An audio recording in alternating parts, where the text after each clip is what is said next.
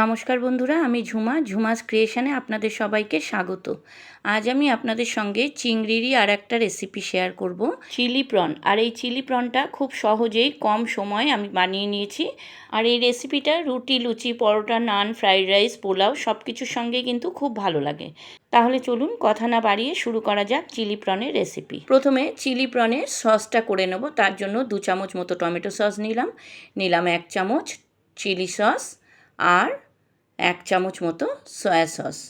এরপর এতে দেব হাফ চামচ মতো নুন আর 1 চামচ চিনি। নুনটা এখানে কমই লাগবে, কারণ সসে নুন আছে, সেই জন্য নুনটা আমি এখানে কম দিলাম 1 চামচ কর্নফ্লাওয়ার। এইবার সামান্য একটু জল দিয়ে আমি সসটা ভালো করে গুলে নেব। দেখুন চিলি প্রনের সস রেডি। এবার আমি এটা রেখে দিলাম।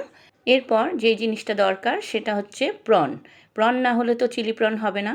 এখানে 300 গ্রাম মতো বড় সাইজের চিংড়ি নিয়েছি। চিংড়িটা খুব ভালো করে কেটে বেছে ধুয়ে নিয়েছি। পর এতে দিলাম হাফ চামচ মতো আদা রসুনের পেস্ট, দিলাম সামান্য একটু গোলমরিচের গুঁড়ো, 1 চামচ মতো টমেটো সস, সামান্য একটু চিনি আর সামান্য নুন। এরপর এতে একটা ডিম ভেঙে দিয়ে দেব। আর লাস্ট যে ইনগ্রেডিয়েন্ট সেটা হচ্ছে 2 চামচ কর্নফ্লাওয়ার। এই কর্নফ্লাওয়ারটা দিয়ে খুব ভালো করে আমি চিংড়িটা ম্যারিনেট করে রেখে দেব। খুব ভালো করে এটা ম্যারিনেট করতে হবে। ম্যারিনেট করার সময় যদি দেখেন আরেকটু কর্নফ্লাওয়ার লাগবে তাহলে সামান্য দিতে পারেন। এবার কড়াইতে আমি সাদা তেল দিলাম, 3-4 চামচ মতো সাদা তেল দিলাম। তেলটা গরম হলে আমি এবার ম্যারিনেট করা চিংড়িগুলো একটা একটা করে দিয়ে দেব। তেলটা গরম হওয়া পর্যন্ত কিন্তু হাই ফ্লেম রাখতে হবে। তারপর চিংড়িগুলো যখন দেব আমি লো টু মিডিয়াম হিটে ভেজে নেব। যদি হাই ফ্লেমে ভাজেন তাহলে কিন্তু চিংড়িগুলো পুড়ে যেতে পারে। দেখুন একটা একটা করে আমি দিয়ে দিলাম। খুব বেশি ঘন ঘন দিলে কিন্তু উল্টাতে অসুবিধা হবে, তাই একটু ছাড় করেই দিয়ে দিলাম। এরপর চিংড়িগুলো উল্টে দিলাম। একটা পিঠ ভাজা হয়ে গেছে, আরও একটা পিঠ ভেজে আমি তুলে নেব। খুব বেশি কিন্তু কড়া করে ভাজতে লাগবে না, হালকা ভাজা হলেই এটা তুলে নেব।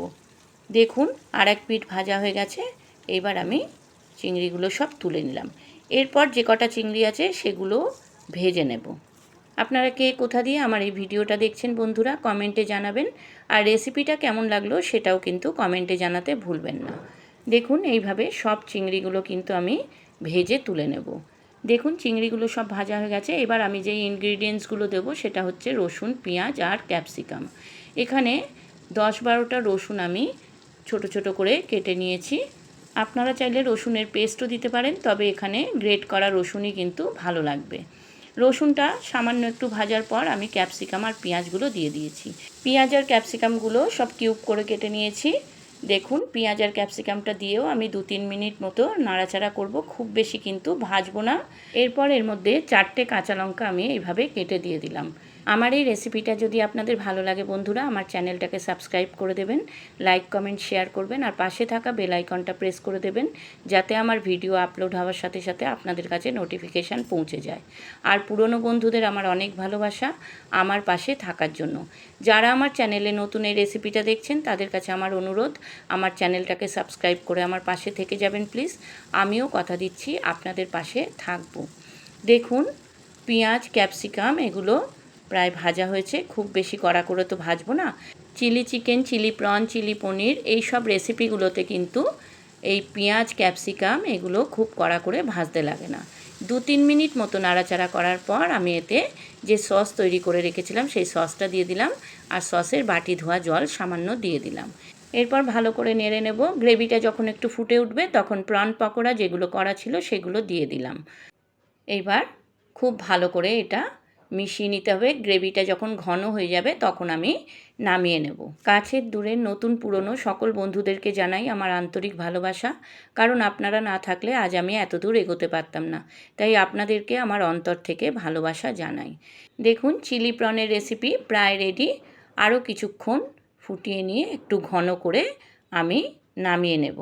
খুব কম সময়ে সহজ পদ্ধতিতে আপনারাও এইভাবে বানিয়ে নিন চিলি প্রন। চিলি প্রনের রেসিপি রেডি। এবার আমি একটা সার্ভিং বলে ঢেলে নেব। দেখুন তো হয়েছে না লোভনীয়, খেতেও কিন্তু অসাধারণ হয়েছে। আপনারাও একবার এইভাবে করে নিন, আপনাদেরও ভালো লাগবে। আপনারা যারা ফেসবুক থেকে আমার এই রেসিপিটা দেখছেন, আমার ফেসবুক পেজটাকে ফলো করে দেবেন। আর যারা ইউটিউব থেকে দেখছেন, আমার ইউটিউব চ্যানেলটাকে সাবস্ক্রাইব করে আমার পাশে থেকে যাবেন প্লিজ। আপনারা ভালো থাকুন, সুস্থ থাকুন। আবার আসবো আমি অন্য দিন অন্য কোনো রেসিপি নিয়ে। আজকের মতো চলি। ধন্যবাদ বন্ধুরা।